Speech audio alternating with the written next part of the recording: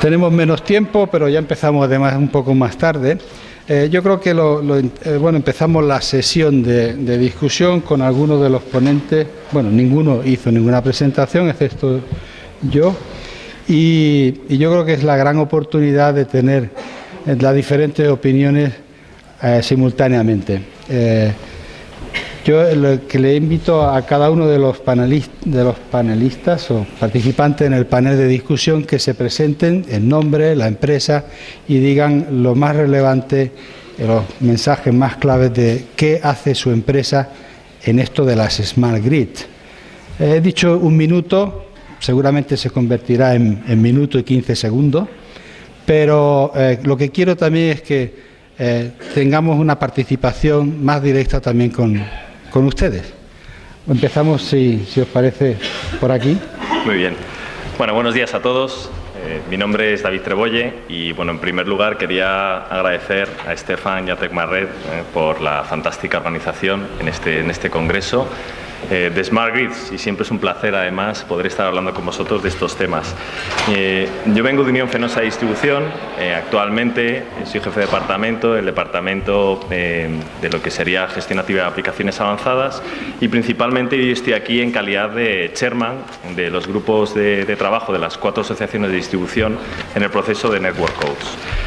Las verdaderas motivaciones en que estamos trabajando en estos momentos, hay 2 pilares básicos que para mí, más que pilares, quizás son facilitadores. Está el facilitador tecnología, cuando creo que a lo largo del día de ayer y hoy yo creo que se ha hecho una buena exposición y detallada. Realmente la tecnología va por delante y se pueden hacer muchas cosas. Y el segundo gran facilitador, y yo creo que es cuál es el talón de Aquiles de esta mesa, y estoy seguro que va a ser profundamente interesante, es la regulación. Y en ese caso nosotros estamos trabajando en los aspectos técnicos de la regulación, porque consideramos que hay 3 factores a día de hoy muy importantes a desarrollar. El primero sería el rol del DSO, que seguramente va a salir algo del debate. El segundo, cómo se puede hacer una integración de recursos energéticos distribuidos gracias a una mayor flexibilidad de los mismos. Y el tercero, cómo debe ser la cooperación del TSO-DSO en Perfecto, son los temas que nos preocupan a todos, seguro que sale eso. Yo lo tengo apuntado como una de las preguntas. Guillermo. Sí, gracias, Manuel. Bueno, yo soy Guillermo Amán y en este foro represento a T&D Europe. Soy vicepresidente de T&D Europe, que es la Asociación Europea de Fabricantes de Bienes de Equipo Eléctrico de Media y Alta Tensión. Es decir, T&D Europe es la voz del sector, es la voz del Made in Europe para nuestro sector, ¿no? Bien, entonces, nosotros nos planteamos nuestro rol en este despliegue de las nuevas necesidades que tenemos sobre la red en clave de cuáles son los retos de la agenda europea, ¿no?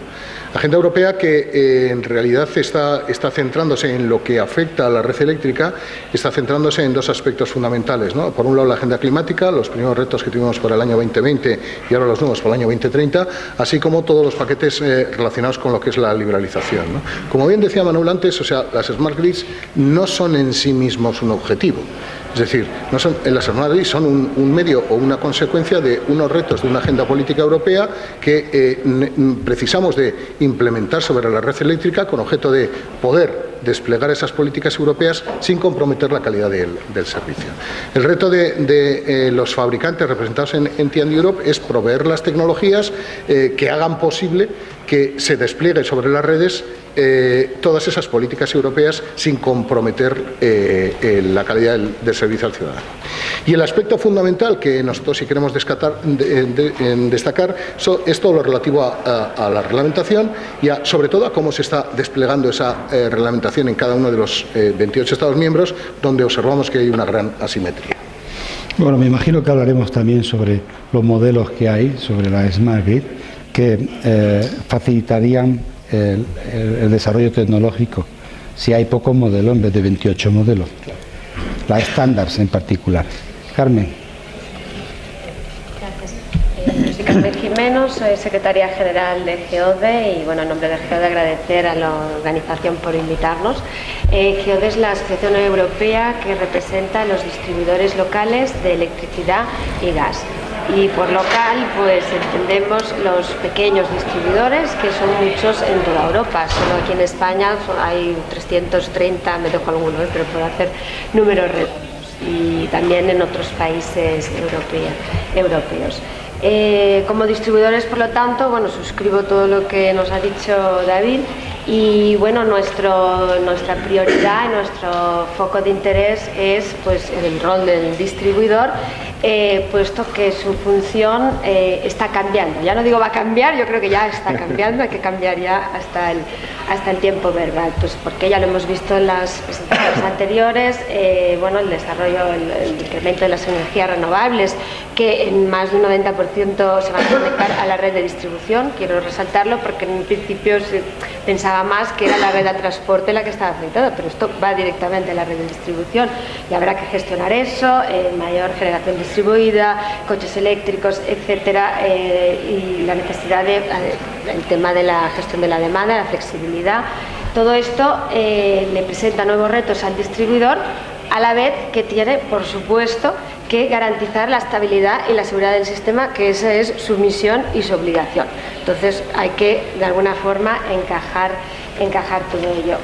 Para ello, como ha dicho David, aparte de la tecnología o junto con la tecnología, en paralelo tiene que ir una regulación adecuada. Y aquí nuestra gran preocupación, y es cómo el distribuidor afronta las necesarias inversiones pues en todas las smart meters, smart grid, tecnología inteligente, etcétera, y la necesidad de esos incentivos y, por supuesto, como entidades reguladas, pues la manera debería ser a través de las tarifas. Y luego destacar junto a ello también los incentivos también para I+D. Ya, pero eso saldrá, discutiremos, no lo vamos a resolver hoy, seguro que no. Manuela. Mi nombre es Manuela Brea, actualmente trabajo en la Asociación Española de Industria Eléctrica, trabajo en UNESA y estoy aquí en calidad de miembro del Comité de Mercado Minorista de Euroelectric, y mi intención es exponer dos grandes temas que nos preocupan y nos ocupan ahora dentro del Comité de Mercados de Euroelectric. Muchas gracias. Alicia. Okay. Buenos días a todos y gracias a la organización por la invitación. Mi nombre es Alicia Carrasco, trabajo para Siemens como directora de regulación sobre asuntos energéticos, asuntos eléctricos para Smart Grid Applications en Siemens. Hoy estoy aquí como fundadora de la Smart Energy Demand Coalition, que es una coalición que tiene miembros que son desde agregadores de demanda, son distribuidores, son comercializadores, son empresas que proveen servicios, y lo que intentamos es apoyar el desarrollo y estar ahí cuando se están desarrollando políticas o regulaciones sobre eficiencia energética y sobre gestión activa de la demanda, para ver cómo la pluralidad de nuestra base de miembros puede ser una imagen de lo que realmente se nos plantea, y es que cada uno va a tener diferentes roles, diferentes responsabilidades, y no hay una solución que sea única, sino que hay que definir cuáles van a ser estas responsabilidades y roles en los diferentes países. Gracias. Pablo. Buenos días, muchas gracias. Gracias a los organizadores. Mi nombre es Pablo Lobo, trabajo en Endesa, que es miembro de Euroelectric a través de UNESA, y trabajo en el área de regulación de lo que tiene que ver con el mercado minorista, con el suministro al consumidor final. Lo cierto, como ya Manuel ha comentado esta mañana en su conferencia, es que en España se han acometido desarrollos legislativos muy importantes que tienen que ver con las Smart Grids y que tienen impacto fundamentalmente en el consumidor final. El desarrollo más importante, al que Manuel también ha dedicado tiempo, es al despliegue de los contadores inteligentes. Ya se ha hablado mucho de cuáles son los beneficios potenciales que se atribuyen a los contadores inteligentes. Es innegable. Posiblemente sea un cambio tecnológico absolutamente necesario y fundamental, pero yo lo que quiero transmitir en esta breve introducción es que se tienen que dar otras condiciones que también son necesarias para poder extraer esos beneficios del despliegue de contadores. Y de hecho hay condiciones que pueden estar dificultando eso. En España concretamente, el principio fundamental es que al cliente hay que trasladarle una señal nítida de precio. Ahora mismo al consumidor esa señal de precio lógicamente le llega a través de su factura eléctrica con dos componentes: tarifa de acceso, mercado y la parte de la energía del mercado. Ambos componentes ahora mismo tienen dos dificultades en España muy grandes. Por la parte de la tarifa de acceso, nos encontramos que la tarifa de acceso está recargada con un montón de componentes que no están asociados estrictamente al suministro eléctrico. Esto distorsiona la señal de precio. Y por la parte de mercado, de la energía del mercado, al final, digamos, la aportación que hacen los comercializadores, hay otro problema, que es la existencia de tarifas reguladas. Las tarifas reguladas pueden estar mejor o peor hechas, pero lo cierto es que es un competidor oficial que compite con los comercializadores. En fin, no me quiero extender más. Muchas gracias. Gracias. Yo tengo unas cuantas preguntas, empezando por la más simple, hablando del consumidor. Yo soy un consumidor en España y ¿qué tengo que hacer para que me instalen un smart metering? Bueno, la verdad es que el hecho de disponer de un contador inteligente, tal y como se ha regulado en España, pues no es una decisión del consumidor.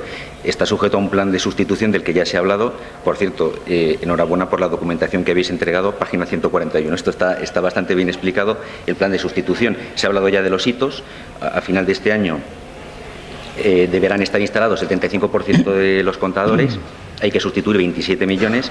En 2 años más habrá que sustituir otros 35 millones y en los 2 últimos años, hasta 2018, pues el resto, el 30% restante. De tal manera que a finales de 2018 todo el parque de contadores de los clientes residenciales esté sustituido. Ya. Todo esto se hace no según el capricho de las empresas eléctricas, tiene que seguir unos planes de sustitución que previamente han tenido que ser aprobados por cada una de las comunidades autónomas, con sus correspondientes mecanismos de comunicación, tanto a los consumidores como a los comercializadores. En las facturas ya figura, cada vez que se instalan los contadores, ya en la factura viene indicado que la lectura procede de un contador de este tipo. Ya. Es cierto además que la regulación española considera, o sea, esto lo paga el consumidor final mensualmente con unos 80 céntimos, creo 81. Que es para los pequeños medidores inteligentes. Pero desde un punto de vista o de la perspectiva de un consumidor que quiere empezar a jugar con los precios variables que ofrece el nuevo sistema, ¿no hay una discriminación? Aquellos consumidores que han nacido en el sitio donde la utility decide comenzar por los smart meters y otros que tendrán los smart meters a final de 2018. ¿Esto representa una discriminación o no? ¿O se puede ver como tal del consumidor? Bueno, no sé si la pregunta va dirigida a mí o alguien más quiere opinar. Yo creo que interpretar esto como una discriminación puede ser subjetivo. La realidad es que este despliegue requiere tiempo, no es una cosa que puedas hacer del día a la mañana y que a todo el mundo le pongas un nuevo contador. Desde el momento en que se cumple un reglamento, pues se entiende que ya pues la discriminación no existe. Bueno, se me ha olvidado decir que para un consumidor que da de alta un nuevo suministro, ya le tendrían que poner un contador de esto. Sí. Y si sale el contador y te lo sustituyen también, lo que ocurre es que es verdad que aquí también se podría hablar de este problema porque no tiene por qué estar en una zona que está equipada con el correspondiente concentrador, es decir, puede que ese equipo no tenga posibilidades de ser telegestionado. No, yo también diría que desde el punto de vista de la Comisión, nosotros la directiva también consideramos el plazo 2020. Por lo tanto, desde nuestra directiva ya se prevé que va a haber un rollout, por lo tanto se prevé que va a tardar 4 o 5 años o más, 7 años, en cubrir todos los puntos de medida.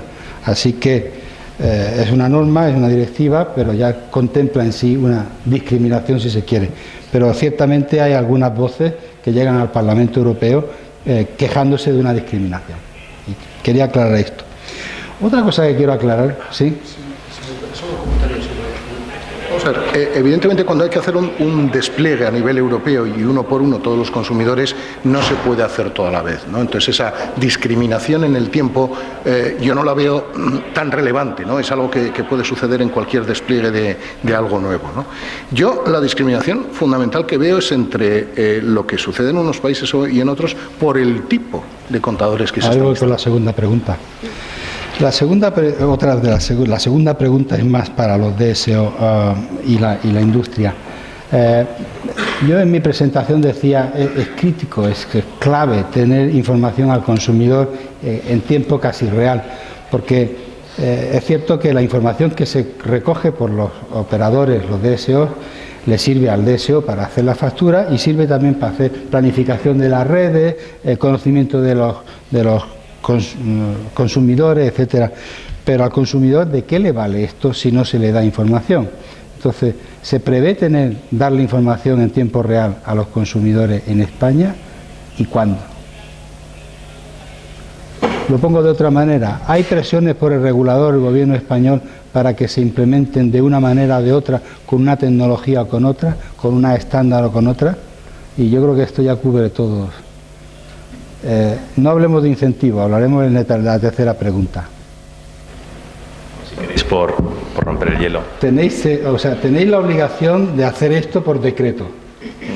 Es una inversión. Se va a pagar 80 céntimos al mes por consumidor, etcétera, etcétera. Se va a recuperar la inversión en 15 años. Bien, pero ¿se va a hacer bien? Bien, ahí hay una doble componente. De hecho, este tema ya lo empezamos a hablar en una primera publicación de Euroelectric en el año 2010 sobre la participación activa de la demanda, ¿no? Yo reformularía la pregunta, no, es que soy gallego, Manuel, entonces tengo que hacer este tipo de actuaciones. El tema es cuál es el espacio, el intervalo de tiempo mínimo tal que el consumidor se implique y participe activamente. Ya no hablaría tanto de tiempo real, ¿no? Lo digo porque tiene una doble vertiente, que era cuando la analizábamos. La participación activa de la demanda tiene la parte liberalizada. Perdona que te interrumpa. Yo he preguntado, ¿el gobierno español o regulador español, aparte de obligar a los DSO a hacer la inversión, obliga a qué tipo de infraestructura hay que montar o no? O sea, o tú te dices, vas al ministerio, te dicen, oye, mira, en 5 años haces los contadores inteligentes, los desarrollas. Ah, muy bien, muchas gracias. ¿Lo recupero? Sí, de esta manera. Punto, adiós. O te dicen, no, además de esta otra manera. En la directiva decimos que, último párrafo, anexo 1, que los Estados miembros tienen la obligación de introducir estándar, interoperabilidad, etcétera, etcétera. O sea, esto es lo que yo quiero ver. ¿Cuál es vuestra opinión? Si queréis, bueno, por avanzar en ese tema, con tanto detalle no está, ¿no? Lo que sí podemos, lo que sí estamos haciendo en ese sentido, y es a mayores de lo que tenemos en la ley, además va muy en línea con un aspecto muy importante que señalabas antes, que es la importancia de los protocolos abiertos y los estándares. Hay una iniciativa muy impulsada desde España y con más países europeos, que es la Alianza PRIME, que es un protocolo estándar y abierto para recoger la información de los contadores.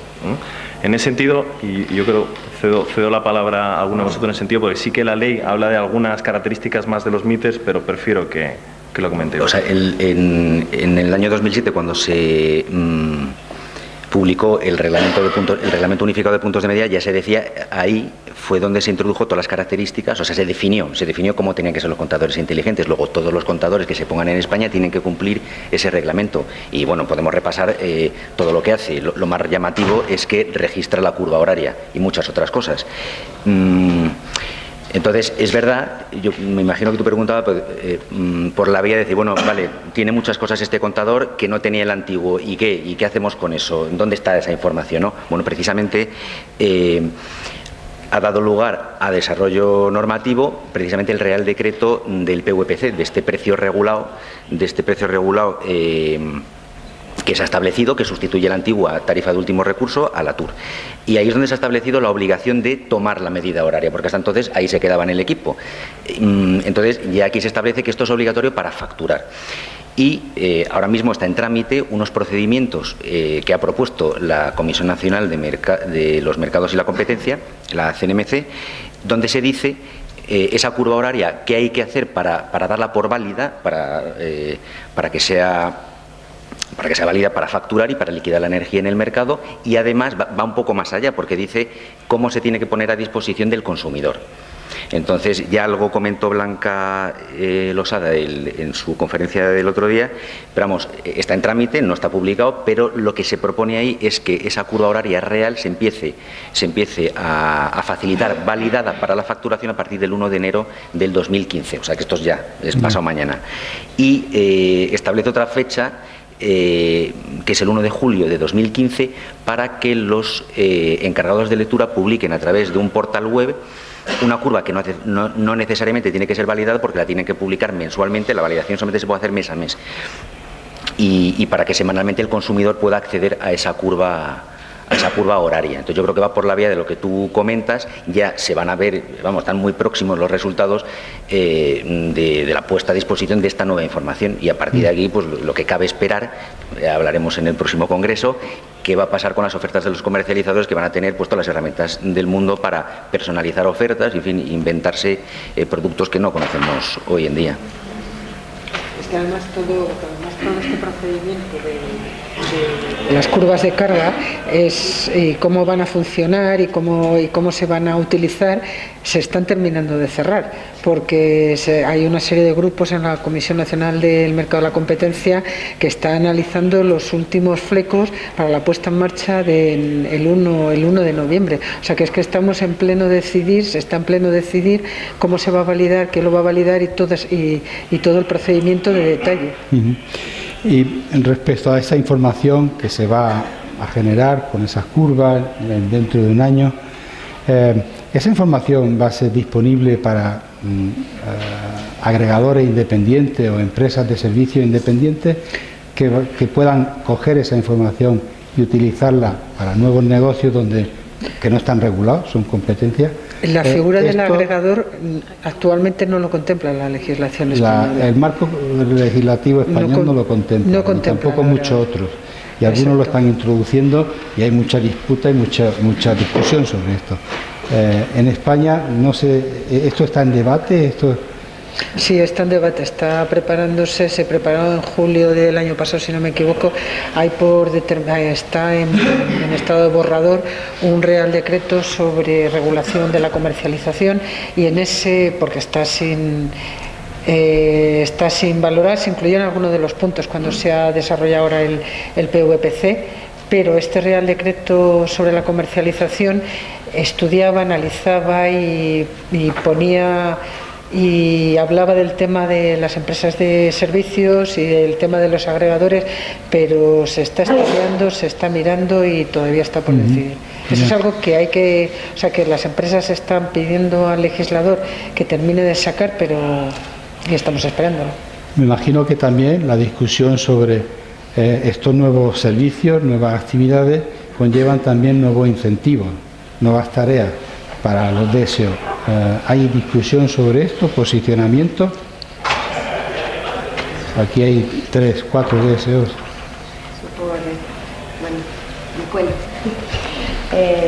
Sí, claro, a ver, este es un tema para nosotros muy importante, ¿no? Porque decimos que todas estas inversiones, no solo en los contadores en sí, sino en todo lo que es la tecnología inteligente, las smart grids, pues necesitan fuertes inversiones y que de alguna manera tendrían que las tarifas incentivar estas inversiones. Entonces, con algunas excepciones, es justamente casi lo contrario que está ocurriendo con la legislación de tarifas no solo en España, pues en España claramente, ¿no? La política de reducción de costes, reducción de tarifas, cuando además, como has dicho tú, luego de cara, la traducción al consumidor es que su factura aumenta, es más alta. Entonces, pero hay que distinguir, porque además cuando hablamos del coste de la red, distribución y transporte, se añaden ahí otros costes que no son puros de esa gestión de red, sino pues en este caso las subvenciones a las renovables, etcétera, que distorsionan esos valores, ¿no?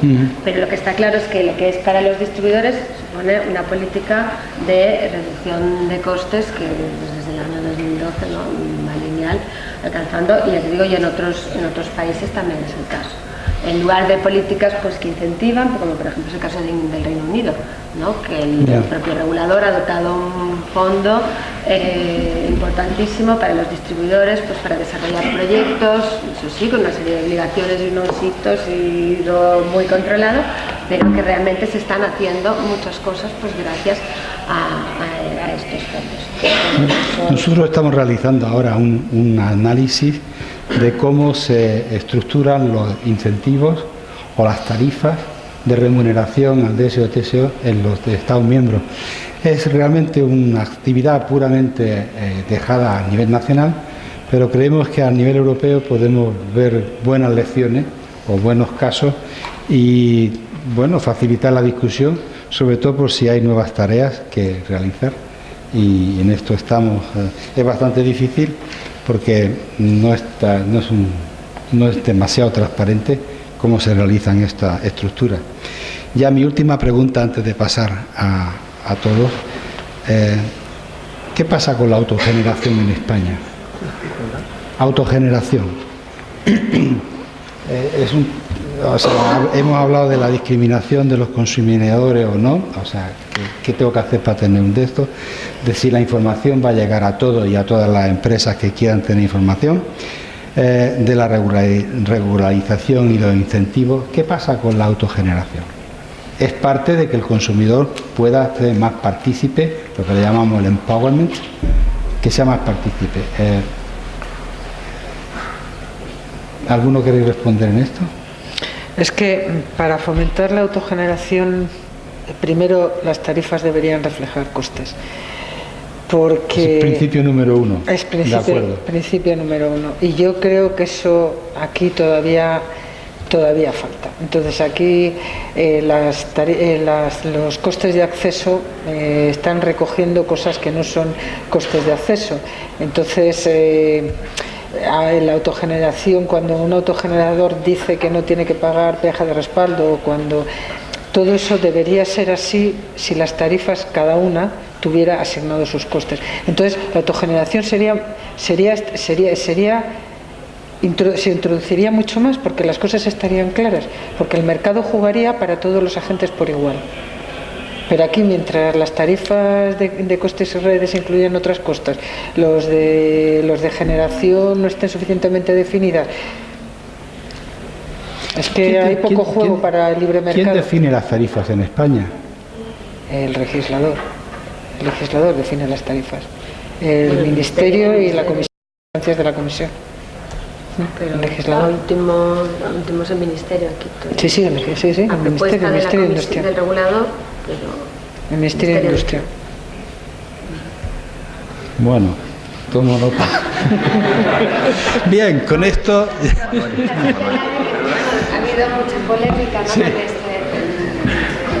No, yo simplemente por apoyar un poco lo que por apoyar lo que decía Manuela, que es decir lo mismo de otra manera, yo volvería a mi introducción. O sea, al final todo se basa en el principio de trasladar una señal de precio. Si no somos capaces a un consumidor puro de que vea en cada hora cuándo es barato y cuándo es caro y que pague eso y que no pague otras cosas. Si no tenemos eso solucionado, si introducimos un nuevo agente en el consumidor, que al final sería un doble agente, generador y consumidor, pues nos vamos a encontrar con el mismo problema. Pero primero hay que resolver el problema de la señal de precio. No, está claro que el tema fundamental son las tarifas de acceso a la red, o sea, los costes de acceso.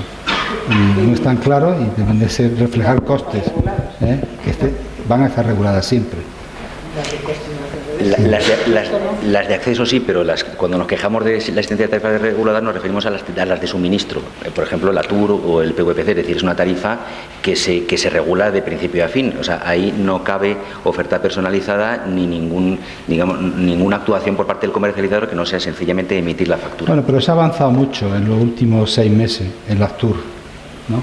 Sí, pero si el problema ya no es que el PVPC sea muy sofisticado y yo vuelvo a mi película,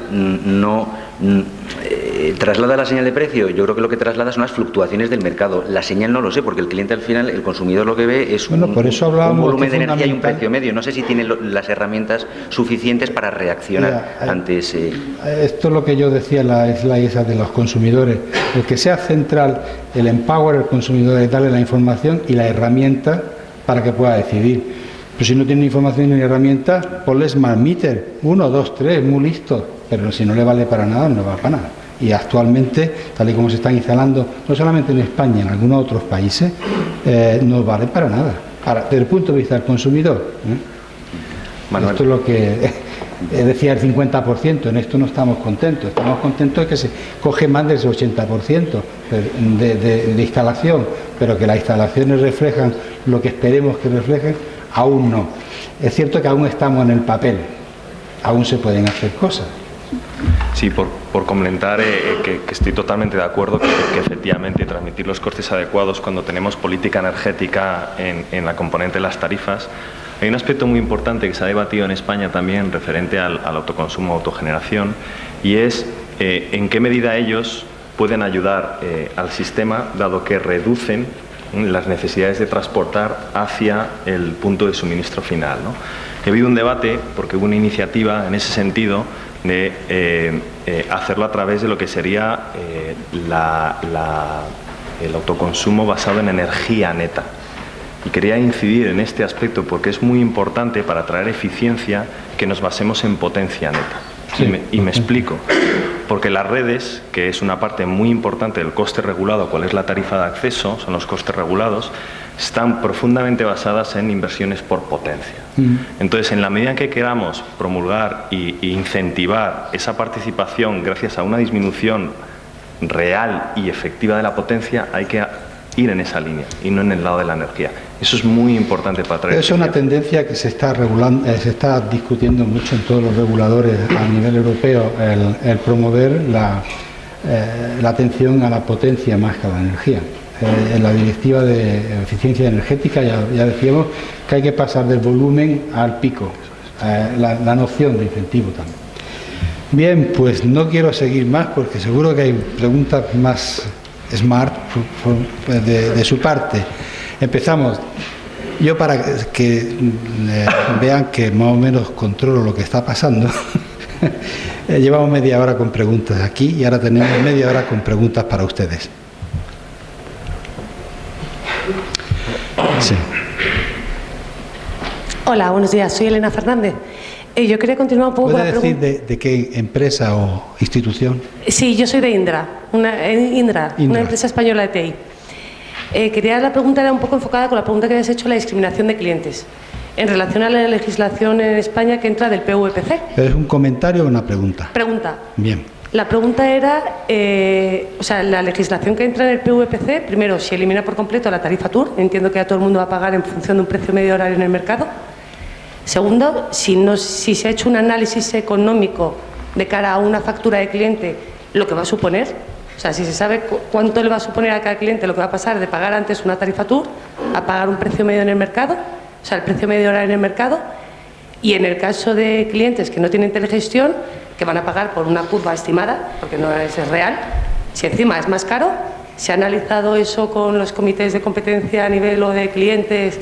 Si puede tener implicaciones de que digan que están pagando un precio que es superior y encima esa curva no es real. Esa es la pregunta. Bueno. Es que con la luz esa no es para mí la pregunta, ¿no? Has puesto la pregunta directa. Bueno, la primera pregunta es la más fácil. El PVPC sustituye a la TUR. Sí. La TUR antes se confeccionaba a partir de una tarifa de acceso que es la misma que tendría el mismo cliente si estuviera en Mercado Libre o, en fin, si no estuviera en TUR. Y a ese coste se le suma el precio de mercado. Antes la TUR, pues el precio de la energía se obtenía pues de unas subastas y bueno, pues aquello se eliminó y se ha decidido seguir este mecanismo. Pero claro, sigue una pregunta. ¿Aún sigue un precio regulado de, digamos, beneficio por cliente de 4 o 24 euros por año por cliente? Sigue existiendo. ¿Sigue existiendo? La TUR de hoy tiene dos patas. Una es el bono social para clientes vulnerables y el otro es un 20% de recargo para el cliente que no tiene contrato al uso. O sea, la TUR sigue existiendo, pero para esos dos tipos de cliente vulnerable y cliente sin contrato. Y lo que ha sustituido a la TUR anterior es el PVPC. Vale, o sea, lo que comenta es verdad, pero eso al final es para un conjunto de consumidores muy residual, ¿no? El que cumple una serie de condiciones, pues bueno, de renta, de familia numerosa, en fin, estas cosas. Pero vamos, para la mayor parte del público es así, es una sustitución. Y el mecanismo el mecanismo actualmente implantado se basa en el precio horario de la energía. ¿Qué efecto tiene? Pues no cabe mucho estudio ahí, al final es trasladar directamente el coste del mercado. Yo decía que bueno, es discutible si se traslada una señal de precio. Lo que está claro es que se trasladan todas las fluctuaciones. En general, el consumidor residencial no le gusta mucho el riesgo. Cuando ha podido elegir, ha optado por tarifas planas. Bueno, ya teníamos discriminaciones horarias en la tarifa doméstica. Un consumidor residencial podía elegir entre tener 1, 2 o 3 periodos. El 96% elige tener tarifa plana. Y entonces el efecto, pues bueno, creo que ha habido unos meses donde el precio es más barato, si lo comparabas con el anterior, pero ahora es más caro. Es decir, y esto subirá, bajará, pues no se sabe. O sea, son las fluctuaciones de mercado. De hecho, es uno de los primeros servicios que da un comercializador, gestionar este riesgo y ofertar unos precios pues a 1 año vista, a 2 años vista, a 3 años vista. De hecho, cuando en el año 2009, cuando se acabó la tarifa integral, y bueno, se inició esto que después llamamos la TUR, que al final viene a ser pues una tarifa regulada. O sea, era como el antes y el después, la liberalización total. Bueno, no tanto porque teníamos la TUR. ¿Ahora cree que hay una liberalización total? Sí, bueno, te quería comentar que justo en aquel momento, como fue una tarifa por defecto la TUR, el 90% de los clientes estaban en TUR. Los comercializadores, con sus ofertas y con esta gestión de riesgo y otras cosas que pueden añadir a su producto, han arañado clientes a la TUR, al PVPC, a la tarifa regulada.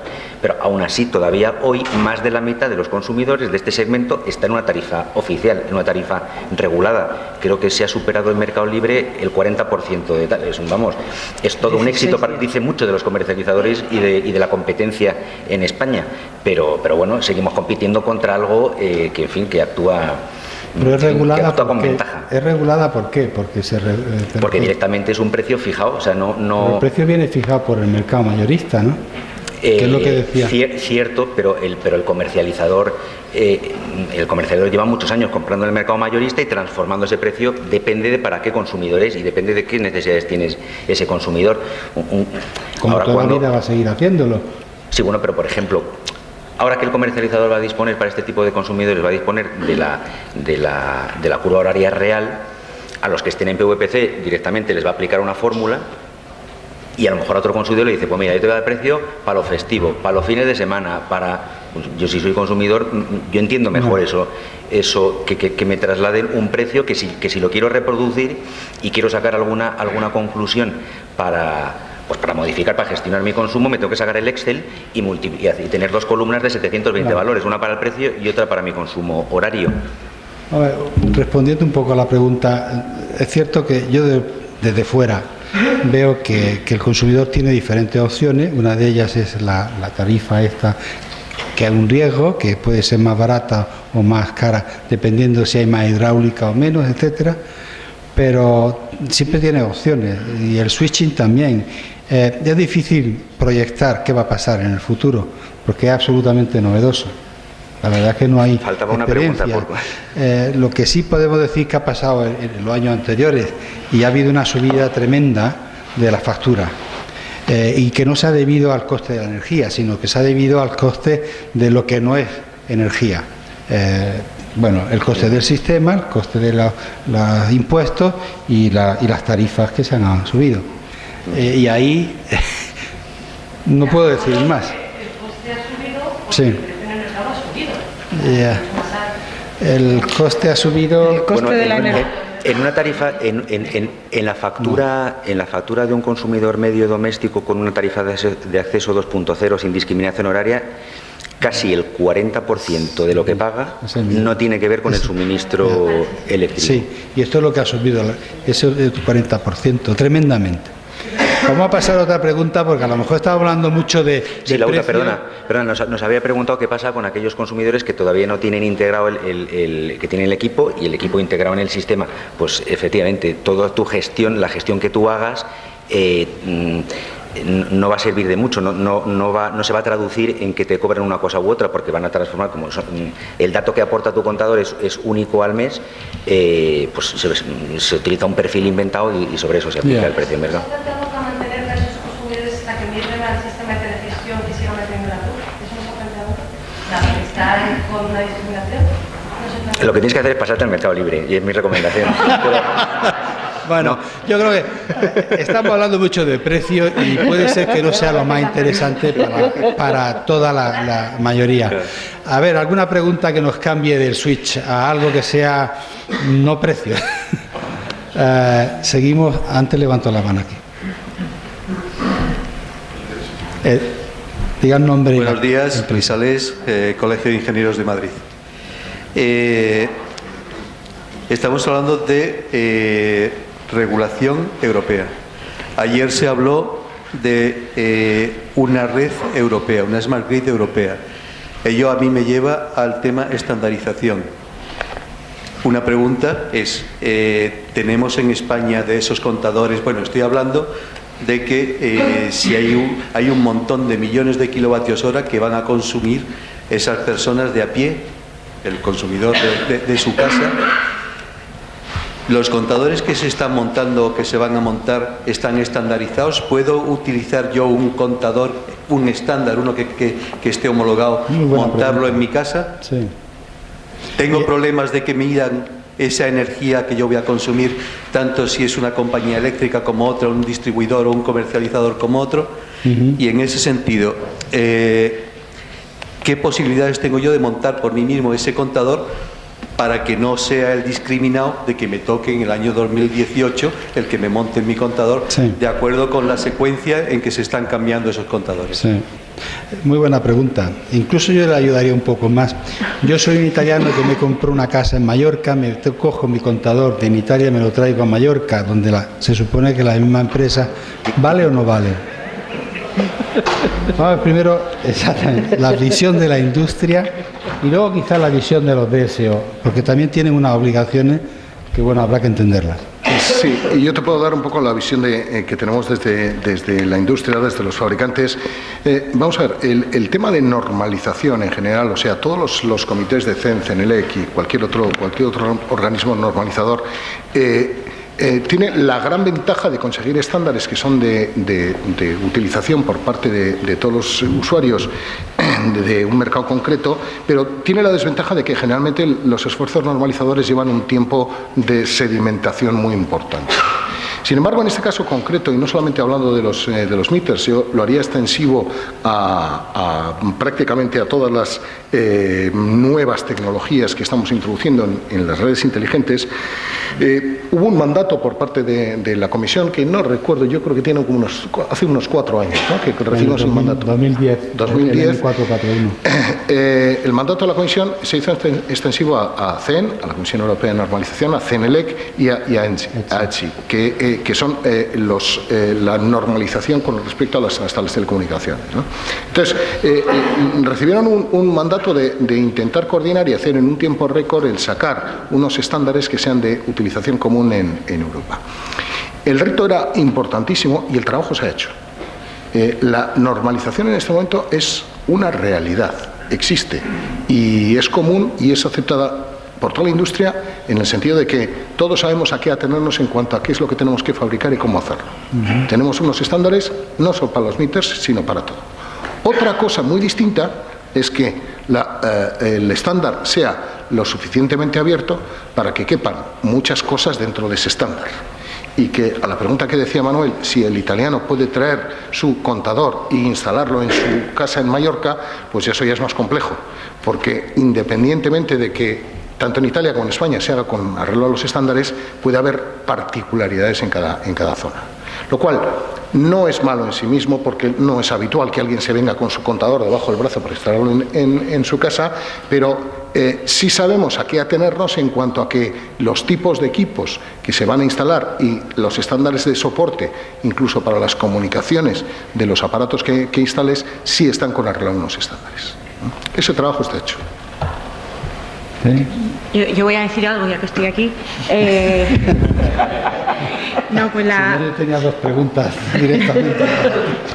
No, mi aportación sería que depende para qué quieras el contador. Si quieres el contador para emitir una factura y para pasar todos los hitos regulatorios, en España, como sabes, está Prime y está mientras estamos al día que hablamos hoy.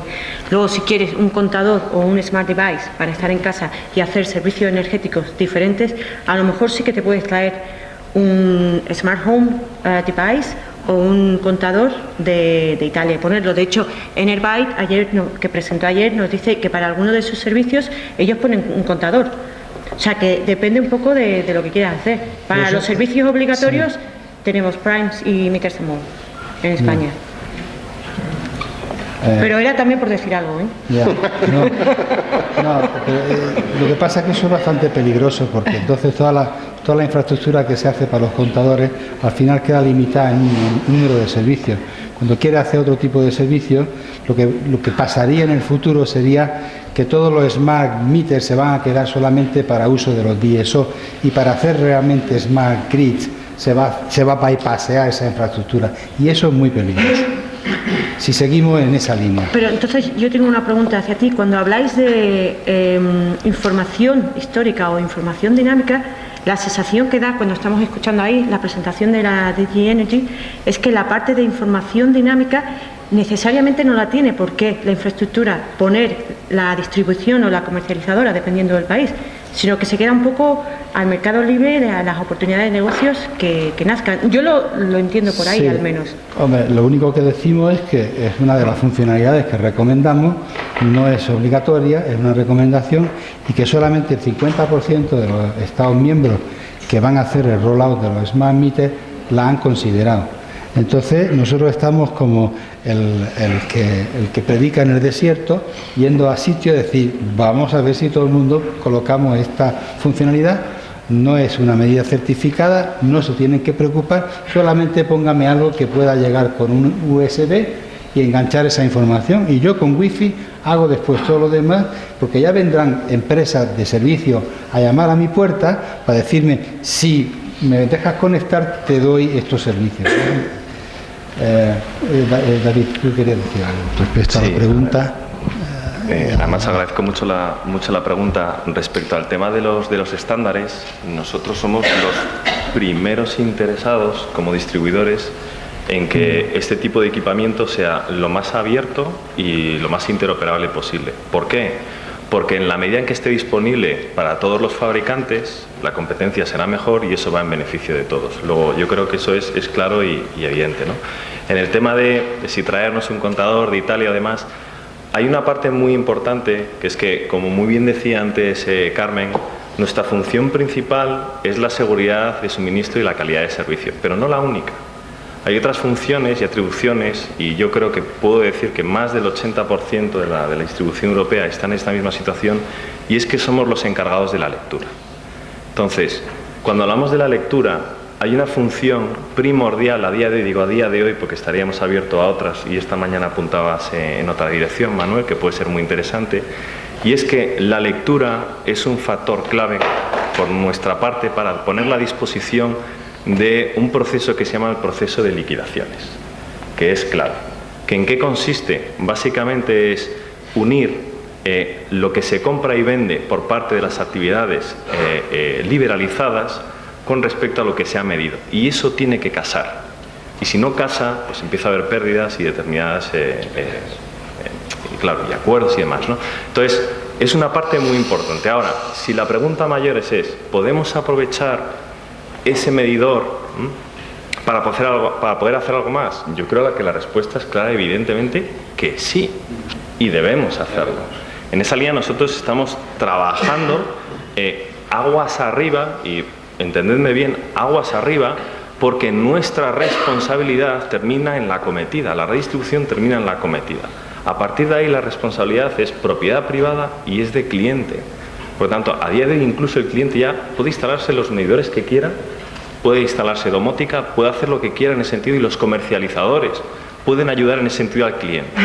Pero aguas arriba, nosotros estamos trabajando en cómo mejorar, gracias a estos contadores, en un mayor control y automatización de la red de media y baja tensión, cuál es uno de los mayores retos actuales.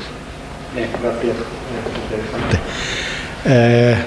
Había levantado la mano primero y después. Bueno, estoy en ese sitio, quizás es porque tengo un foco. La próxima vez vamos a movernos de este lado. Os quiero dar 5 minutos a preguntas y respuestas, es lo que vengo haciendo, Buenos días, mi nombre es Alecella González y trabajo en Boslan Ingeniería y Consultoría, y mi pregunta va dirigida principalmente a los representantes de los distribuidores, al hilo del tema que ha introducido Carmen Jimeno sobre el impacto del nuevo rol del DSO en las Smart Grids.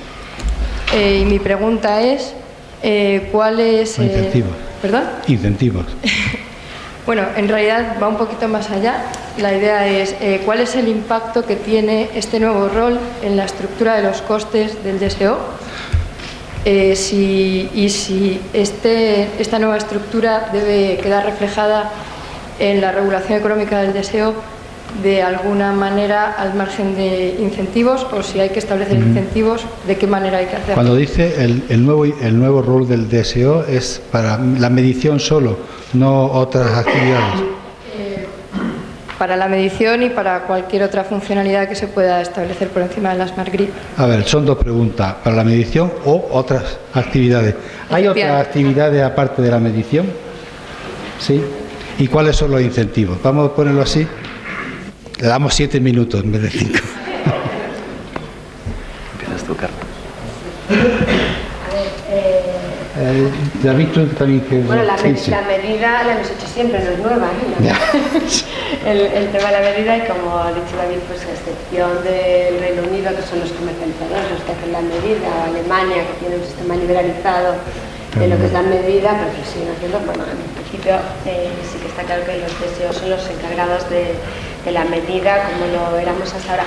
A ver, yo diría, el nuevo reto, lo que nos hace hacer, no sé si son nuevas funciones, pero es gestionar nuestra red con nuevos retos. Es decir, gestionar la red lo hemos hecho, nuestra red lo hemos estado haciendo siempre, pero ahora los retos son distintos, y para asumir esos retos en las mismas condiciones de calidad de servicio, y nadie querría volver ahora a apagones, cortes de suministro, etcétera, por supuesto para eso se necesitan hacer inversiones sustanciales y muy importantes. Entonces, ahí es donde entra el tema de reflejar esas inversiones en los costes de nuestra retribución. Y para eso, pues que el principio que hemos hablado aquí, claro, es que las tarifas reflejen los costes. Por eso y por muchísimos otros motivos. Sino porque además, al final, siendo entidades reguladas, eso de una manera u otra, como ha pasado, se va a pagar. No. Y sabemos quién acaba pagando, sobre todo los consumidores. O sea, esto está en cuanto a los nuevos servicios. Sí. Otros. Aquí se habla del Active DSO. ¿Qué es el Active DSO? El Active Consumer se puede saber, pero ¿qué es el Active DSO? Se habla del que a Manuel últimamente no le gusta, de que el DSO es el Neutral Market Facilitator, ¿no? el facilitador del mercado neutral. Sí.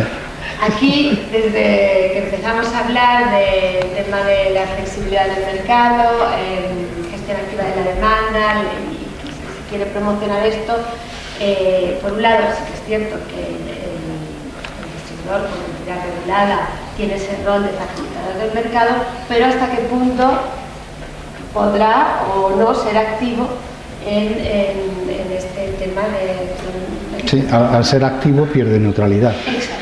Introduce competencia. Y bueno, este es un tema que está en discusión, está sobre la mesa, y cuando hablamos de esa definición, pues de los roles, etcétera, este es un tema bastante clave para nosotros.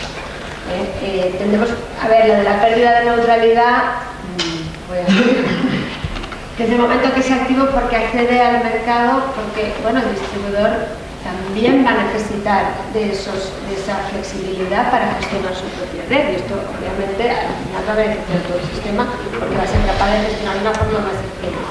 Si por eso se entiende que pierde esa neutralidad, bueno, creo que tenemos que seguir hablando. Si me permites, Manuel, ayer precisamente el representante de los fabricantes españoles expuso aquí un caso de una empresa que además es socio vuestro, de un pueblo de la provincia de Cádiz, en el que, vamos a ver, los retos que se le han abierto por delante a esta distribuidora, que es una distribuidora municipal, es de la búsqueda de nuevos negocios. Primero, de dar servicios al ayuntamiento que no se estaban proveyendo antes, de un despliegue de una red de fibra óptica en paralelo a la red, de una automatización total y absoluta de la red eléctrica, de un proveer de servicios no solamente de telecomunicaciones, sino de servicios de wifi para la ciudad, y de un montón de servicios que están implementando, aparte de lo que es el gestor de carga de vehículo eléctrico, y de servicios para el propio ayuntamiento, como es el riego de jardines, etcétera. Es decir, en realidad, yo no entro hasta qué punto la neutralidad que debe o no tener el DSO, y si la competencia que puede estar teniendo es más o menos leal con otros que quieran competir en ese nicho de mercado, pero la realidad es que se están abriendo oportunidades y existen ejemplos de que se están haciendo. David. Sí, un poco en la línea de lo que muy bien nos ha explicado Carmen, y enlazando con la pregunta, hablamos del nuevo rol del DSO. No hay un nuevo rol del DSO. El DSO sigue teniendo sus mismas atribuciones, que básicamente son tres: que somos facilitadores neutrales del buen funcionamiento de los mercados de energía. El 2, tenemos que permitir el acceso transparente y discriminatorio a las redes. Y el 3, que tenemos que garantizar la calidad de servicio y la seguridad de suministro. Y aquí sí que nos convertimos activos, en este tercer rol. Y hay que empezar por definir bien el rol, porque a nivel europeo se define el rol del DSO, y me encantaría que fuera así, pero es que no somos DSOs. ¿Qué somos? DNOs. Y la traducción al español, Sí. y está muy bien en la ley, es gestores de red de distribución. Y gestionamos redes. Y los incentivos regulatorios están para que gestionemos redes. Pero las redes ya no son redes, son sistemas.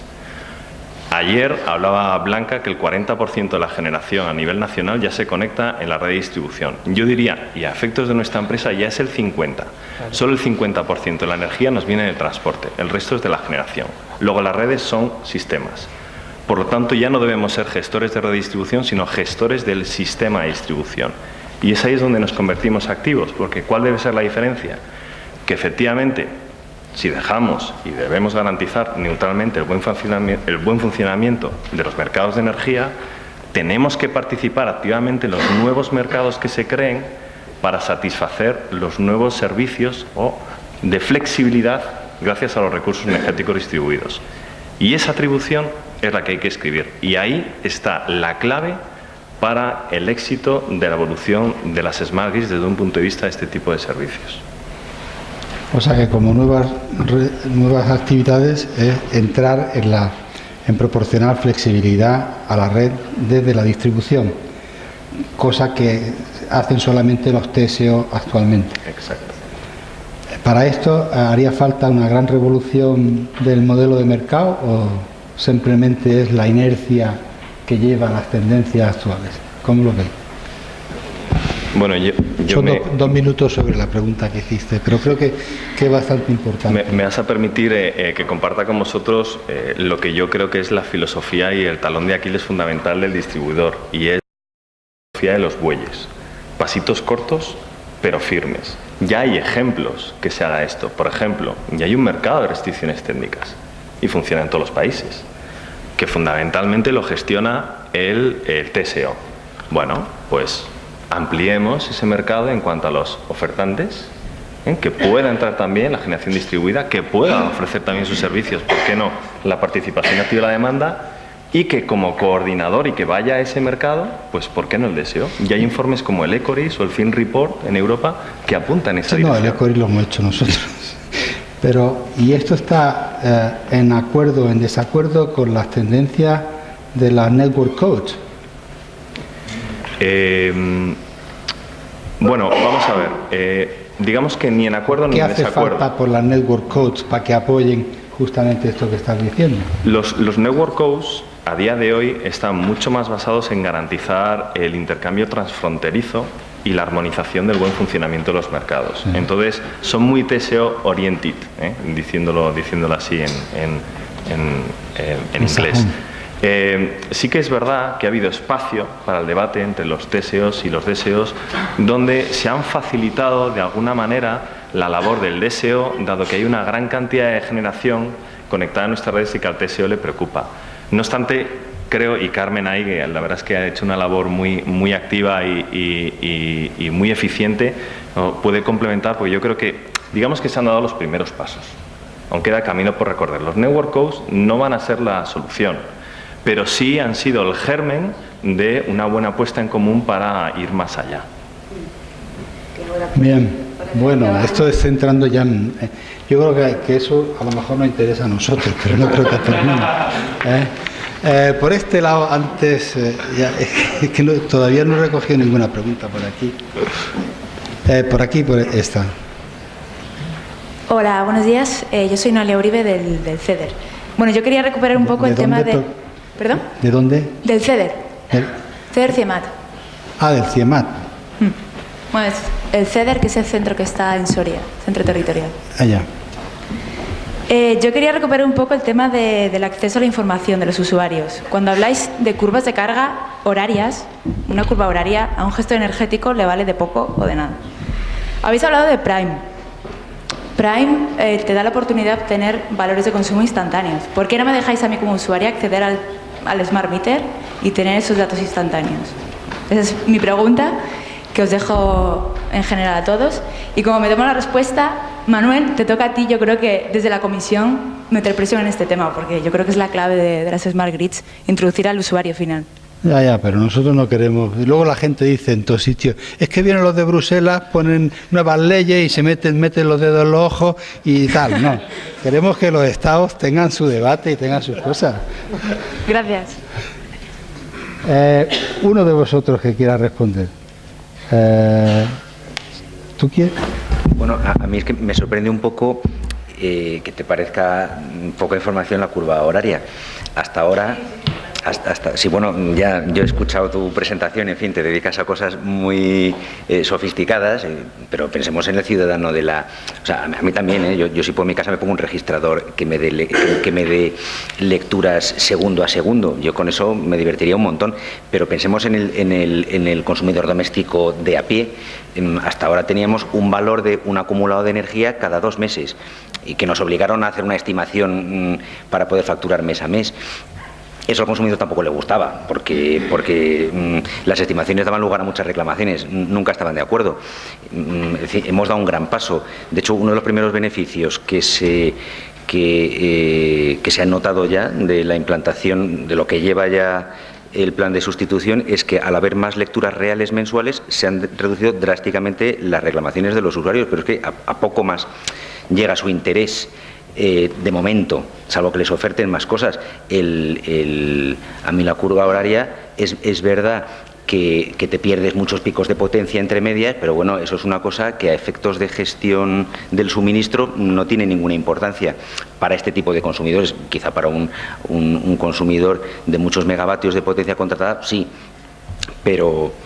En fin, yo los asesores que he conocido, y yo estaba en la parte comercial de mi empresa, se quedan con los datos punta llano valle acumulados para todo el año y con eso ya te hacen ofertas personalizadas. No sé cuál era la segunda pregunta. O sea, que para hacer estudios de microgrids y todo eso estoy totalmente de acuerdo. La medida es básica y cuantas más medidas tengas mejor y bidireccional. Pero estamos hablando del suministro a las viviendas. Y entonces yo creo que ahí, pues hombre, el exceso de información crea muchísimos costes para el sistema que al final va a tener que pagar. O sea, el que soporta el sistema es el consumidor. Ya, bueno. Que yo tenga acceso a los datos de mi contador, pero si lo vamos a pagar. Bueno, sí, no, bien, vale, pero ese dato se está regulando cómo se va a poner a tu disposición y bueno, lo tendrás, a partir del mes de julio está previsto que tengas un acceso vía web de tu última semana de consumo. ¿Pero qué hago yo con un consumo de hace 2 semanas? Es que no quiero la Bueno. Bueno, algo es algo. Mejor que nada, algo es algo. Yo creo que, no, pero bueno, como bien dice Pablo, se está poniendo, o sea, quizás se ha dado un paso muy grande de pasar de las tarifas de las subastas, del tour, a seguir a pie y puntilla las variaciones del mercado mayorista, cuando el sistema aún está en roll-out, empezando, no sé cuánto porcentaje lleváis de estos contadores. Hace falta muchas cosas que ajustar, muchos programas que ajustar y mucha información que casar. Y bueno, yo lo que empecé con mi pregunta sobre discriminación, porque hay un periodo de transición, yo lo que espero es que en estos 4 años todo este tipo de cosas vayan casándose, ajustándose y perfeccionándose de manera que puedas programes la información que tú quieres de tu meter en 4 años y tú tengas esa información y se la puedas dar a otra empresa que te haga un servicio y te represente como un agente inteligente en una gran Smart Grid o Smart City. A esto es lo que tenemos que tender. O sea, esta es la visión que tenemos que seguir manteniendo y es lo que nosotros estamos predicando. Pero ni usted, ni yo ni la Comisión tiene la base legal para imponer esto. La base legal se está trabajando, se está discutiendo y se está haciendo. Nosotros estamos hablando con todos los stakeholders, incluyendo los consumidores, la Asociación de Consumidores, que hacen ese tipo de preguntas, evidentemente. Y bueno, yo creo que se va, lo que decía, son tendencias. Es difícil cambiar todo esto en un año. Sigue siendo difícil cambiarlo en 4 años, pero vamos a intentarlo. Una pregunta tenía por aquí pendiente. Sí, la verdad es que aquí por lo menos desde este lado, que yo creo que somos más smart que los de la otra parte, puesto que somos más ciudadanos, yo creo que ustedes son un poquito más empresarios y tienen otras componentes, ¿no? Entonces, desde el lado de los ciudadanos hay un tema de discusión, es la segunda derivada, perdónenme, pero es una segunda derivada de todo lo que estamos hablando. O sea, desde que al principio el DSO iba por las casas contando el número de bujías que había en una casa y le multiplicaba por pi y salía lo que tenía que pagar, a Ferrari, que pone ahí un medidor muy simple pero que ha funcionado 100 años, y ahora resulta que ya tenemos los PLCs en el que somos capaces de identificar cosas.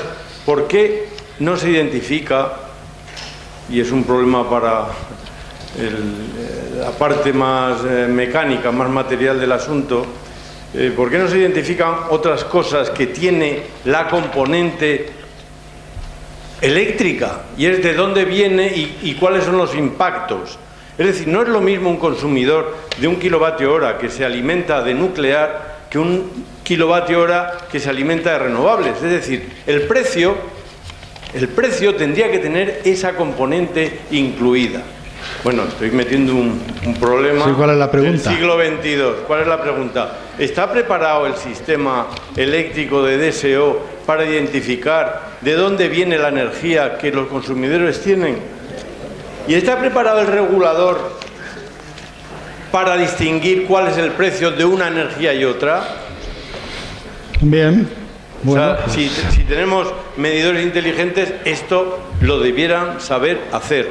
Por lo menos los ciudadanos sí sabemos hacerlo. La inteligencia pero necesitamos que ustedes nos den esos datos. En principio, ¿cuánto CO2 emito por cada kilovatio hora en cada momento? En principio, cuando decimos la definición de Smart Grid, las funcionalidades, le va a dar igual si el electrón es nuclear, de carbón o lo que sea. Lo que hace es gestionar que todos los que se acogen a la red sean integrados y tengan una serie de servicios. Pero yo lo dejo en la teoría, que es la definición. Vamos a la práctica. ¿Se oye? Sí. Respecto a la segunda parte de la pregunta, del tema de la información, de los CO2 y el mix, te lo van a explicar muy bien mis compañeros, porque en la información de la factura que se recibe, en la última parte viene esa información, ¿no? Yo me quería centrar en la primera parte de la pregunta.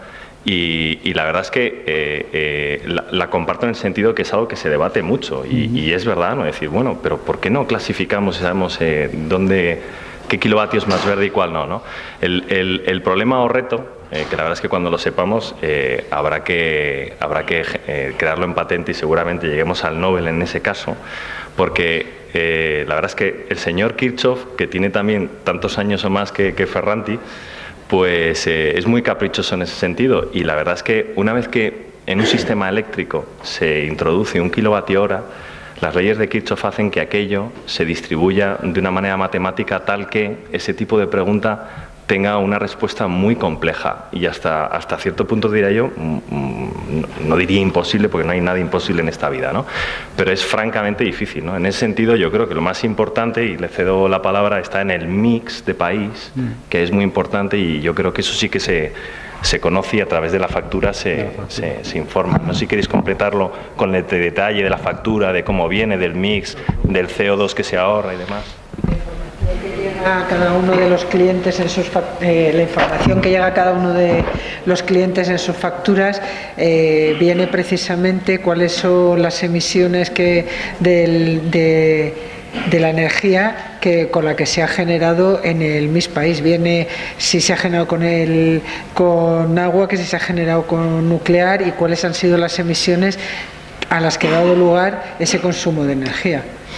Y además viene en todos los recibos. Bien, pues es a medidas dispositivos. Esta discusión ya es que no tenemos... La eléctrica que la factura viene del año 2006, en la Universidad Menéndez Pelayo, que se planteó este tema. Y como consecuencia se lucubró un poquito con la Comisión Nacional de la Energía y aparece. Y respecto a lo de Kirchhoff, en el agua, que también aplica la ley de Kirchhoff, el agua se identifica de dónde viene.